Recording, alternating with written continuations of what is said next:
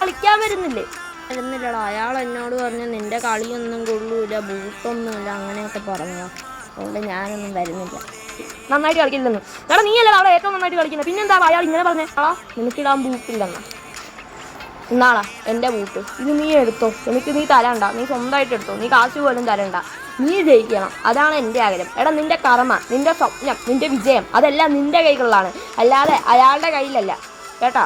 അതുകൊണ്ട് നീ നാളെ തൊട്ട് കളിക്കാൻ ഇറങ്ങണം, നിന്നെ കൊണ്ട് സാധിക്കൂടാ. കളിയാ എടാ അളിയാ, നിനക്ക് സെലക്ഷൻ കിട്ടിയത് കേട്ടല്ലോ. റിയൽ മാഡ്രിഡിൽ സെലക്ഷൻ കിട്ടി. Congratulations bro. എടാ പക്ഷെ നീ ഉള്ളതുകൊണ്ടല്ലേടാ ഞാൻ ഇവിടം വരെ എത്തിയത്. താങ്ക്സ് എടാ. നിന്റെ ഹെൽപ്പ് ചെയ്തെന്ന് നീ പറയണ. എടാ എനിക്ക് 2 ബൂട്ടുണ്ടായിരുന്നു, അതിൽ ഞാൻ ഒരെണ്ണം നിനക്ക് തന്നു, അത്രേ ഉള്ളൂ. എടാ നമ്മൾ ബെസ്റ്റ് ഫ്രണ്ട്സ് അല്ലേ, അപ്പം നമ്മളെല്ലാം ഷെയർ ചെയ്യണം. നീ എനിക്ക് ഇങ്ങോട്ട് കുറേ തന്നിട്ടുള്ളല്ലേ. ഈ ഷർട്ട് നിന്റെ അല്ലേടാ, എൻ്റെ ഷർട്ട് നീ ഇട്ടു. ഷെയറിങ് അത്രയും തന്നാൽ മതി.